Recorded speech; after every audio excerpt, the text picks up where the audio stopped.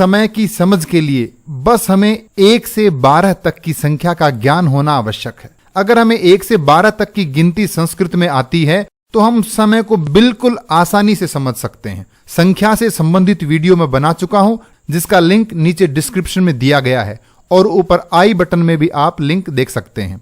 1 से 12 तक की संख्या यहां लिखी हुई है। 1, द्वि, त्रि, चतुर, पंच, षट, सप्त, अष्ट, नव, 10, एकादश, द्वादश। बजे को संस्कृत में कहते हैं वादनम। अगर इन शब्दों के आगे हमने वादनम जोड़ दिया तो हम प्रत्येक घंटे को संस्कृत में लिखना सीख लेंगे, केवल एक शब्द की मदद से। ये देखिए, जो ही हमने इनके आगे लिखा वादनम तो पूरा 12 घंटे का समय हमने लिख लिया। इसका उच्चारण हम किस प्रकार करेंगे? 1 वादनम, द्विवादनम, त्रिवादनम, चतुर्वादनम, पंचवादनम, षड्वादनम, सप्तवादनम, अष्टवादनम, नववादनम, 10 वादनम, एकादश वादनम, द्वादश वादनम। इसको घड़ी के माध्यम से समझते हैं। ये देखिए, समय 1 वादनम, द्विवादनम, त्रिवादनम, चतुर्वादनम, पंचवादनम, षड्वादनम, सप्तवादनम, अष्टवादनम, नववादनम, 10 वादनम, एकादश वादनम, द्वादश वादनम। ये था प्रत्येक घंटे का समय। समय को थोड़ा और विस्तार से समझने के लिए हमें केवल 3 शब्द याद करने हैं और पूरी घड़ी यानी पूरे समय को हम संस्कृत में बिल्कुल आसानी से लिख सकते हैं। और वो 3 शब्द हैं कौन से? देखिए, 15 मिनट का जो समय है, यानी जिसे हम हिंदी में कहते हैं सवा, उसे संस्कृत में लिखेंगे सपाद। पाद यानी चरण अर्थात चौथा हिस्सा, 15 मिनट का समय। और स का मतलब होता है सहित। 30 मिनट का जो समय है, जिसे हम हिंदी में कहते हैं साढ़े, उसे संस्कृत में कहेंगे सार्ध।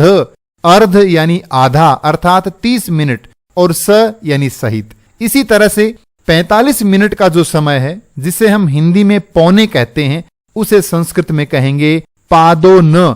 पाद यानी चरण, 1/4 हिस्सा यानी 15 मिनट का समय। ऊन यानी कम है, मिलाकर लिखेंगे तो होगा पादो न। विस्तार से समझने के लिए थोड़ा आगे बढ़ते हैं। जैसे घड़ी में 1 बजा हुआ है तो हम लिखेंगे 1 वादनम। 1:15 यानी 15 मिनट का समय है, उसे हम बोलेंगे सपाद। और 1 बजे को हमने लिखा 1 वादनम, दोनों को मिलाकर लिखेंगे सपादैक वादनम यानी 1:15 बजे।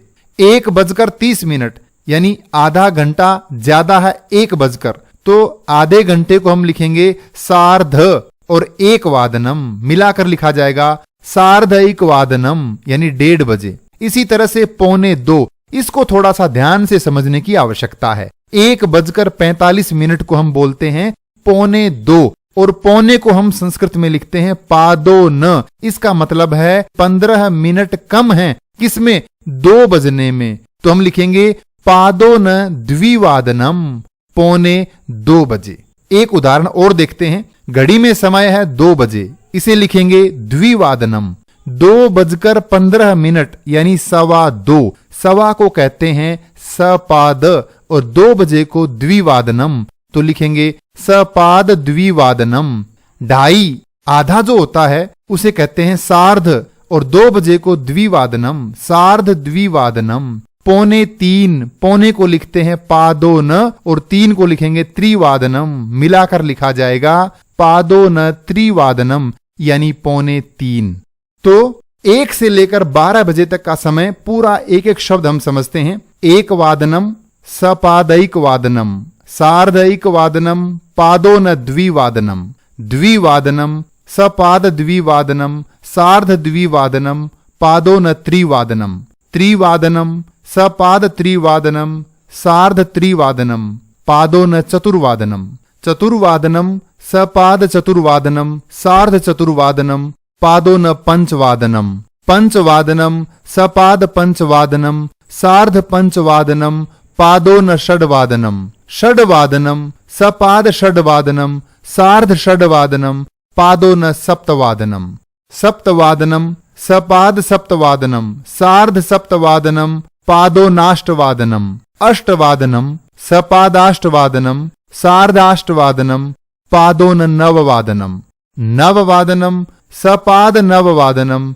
सार्धनववादनम पादोनदशवादनम दशवादनम सपाददशवादनम सार्धदशवादनम पादोनैकादशवादनम एकादशवादनम सपादैकादशवादनम सार्धैकादशवादनम पादोनद्वादशवादनम और 12 बजे यानी द्वादशवादनम सपाद द्वादशवादनम सार्ध द्वादशवादनम और पादोन एकवादनम। ये था 1 से लेकर 12 बजे तक का समय। अब सवा, साढ़े, पौने के अलावा भी हम समय को बताते हैं। उसको कैसे बताएंगे?